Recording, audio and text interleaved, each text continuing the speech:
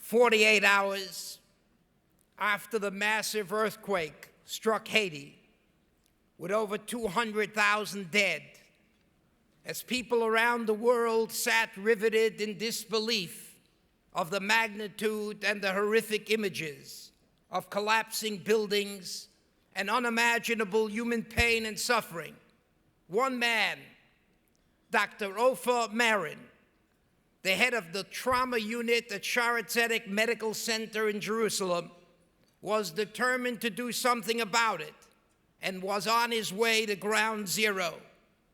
His mission, on behalf of his country, the State of Israel, was to set up a field hospital in Port-au-Prince to save and rescue as many people as possible.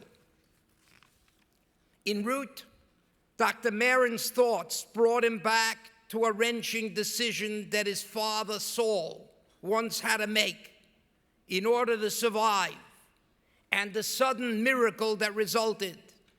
He hoped that he and his team could also be the dispensers of such miracles for the people of Haiti. January 12, 2010. A magnitude 7.0 earthquake hits Haiti at almost 5 in the afternoon. The quake's epicenter is only 10 miles away from Port-au-Prince, the island nation's largest city with more than 2 million people. Over 200,000 are killed, and some 3 million Haitians are now in need of immediate aid. As much of the world tries to figure out the best way to respond to the emergency, thousands of miles away in Israel, specially trained soldiers and medical professionals are boarding planes. Within 48 hours, they would be landing in Haiti, long before similar aid from Europe and even the United States, just 700 miles away, would arrive.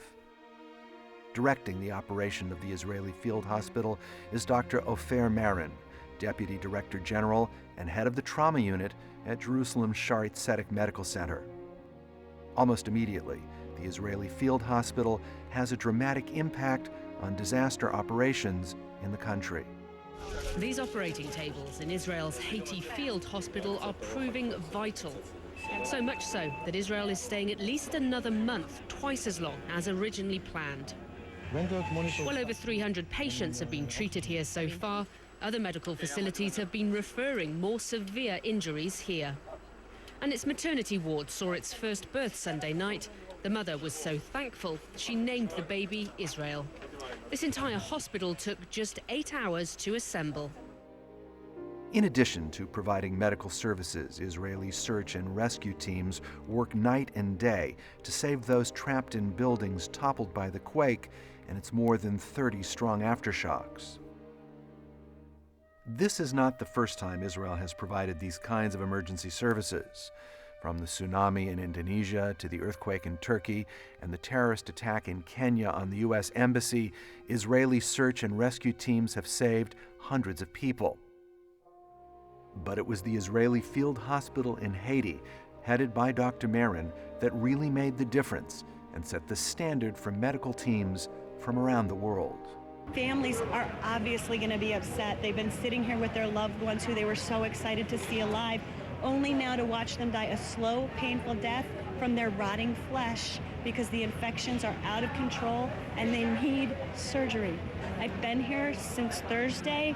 No one except the Israeli hospital has taken any of our patients. I'm just amazed. I'm just amazed at what's here. This is like another world compared to the other hospital. Imaging department, I mean, imaging, my God, they have machines here. They have actual operating rooms, and it's just amazing. In a 10-day period, Israeli medical specialists working around the clock treated more than 1,100 patients. Their example helped to save thousands of others as medical teams from around the world patterned their efforts after the Israelis. Field Hospital Director Dr. Merin tried his hardest to keep his emotions in check so they wouldn't affect his ability to treat the injured. But the physician, whose father was saved from Auschwitz by a Polish Catholic woman who risked her life to keep him hidden from the Nazis, could not be stoic after watching his fellow Israelis save a young girl who spent 6 days crushed under the rubble of her family home. These are times it's hard not to cry, he explained.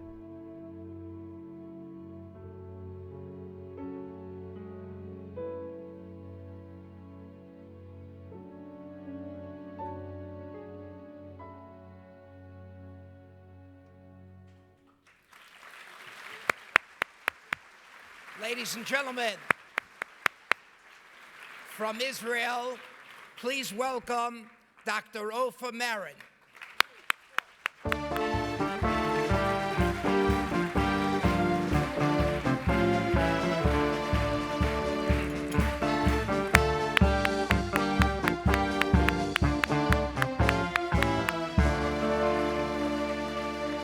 The Simon Wiesenthal Center is honored to present to you, Doctor, its Medal of Valor.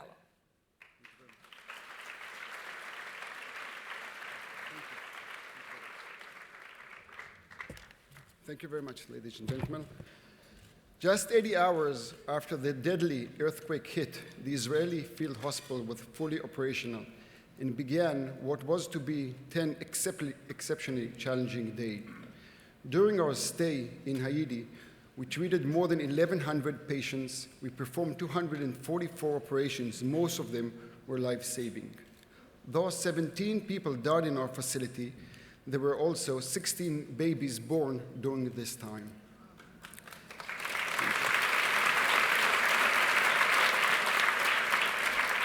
The United Nations estimated that 300,000 people were injured and 230,000 people died as a result of the terrible earthquake.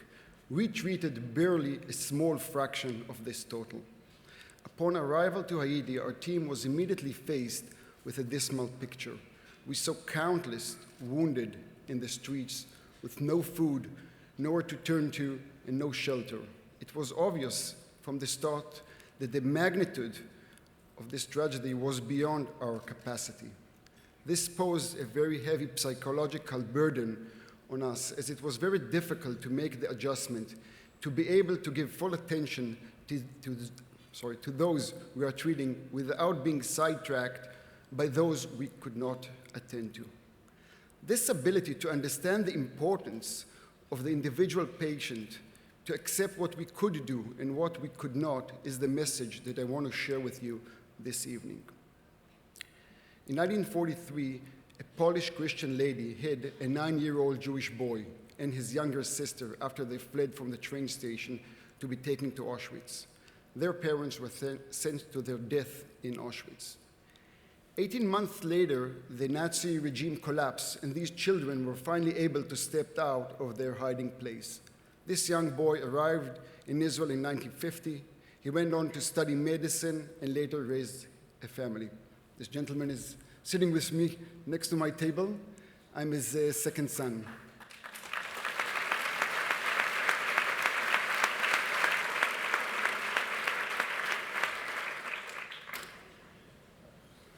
The saving of this one life amongst the horrors of the Holocaust led to the creation of my family. This kind Polish lady understood 70 years ago what I learn now: to send one life is to save a whole world. And remember, she did this with greatest personal risk. I accept this award on behalf of the entire Israeli delegation to Haiti. We were 230 people wearing the IDF uniform representing Israel as we treated our patient with full respect and dignity. Within hours, we had all left our homes and our families to travel 6,000 miles to help total strangers in the unknown. Within the magnitude of this disaster, we were like a drop in the ocean. But for the 1,100 people we had the privilege to treat, it afforded a whole life. This represents the spirit of the Wiesenthal Center, to help others in need, no matter their race, their ethnic background, no matter where they came from, and doing it with disregard to personal risk. I had the honor, together with my team, to continue the spirit of my family savior, that lone Polish lady. For me, this circle has been closed. On behalf of all those I represent, I wish to thank Rabbi Hayer, Rabbi Cooper, and the Wiesenthal Center for this great honor. Thank you very much, all. Thank you very much.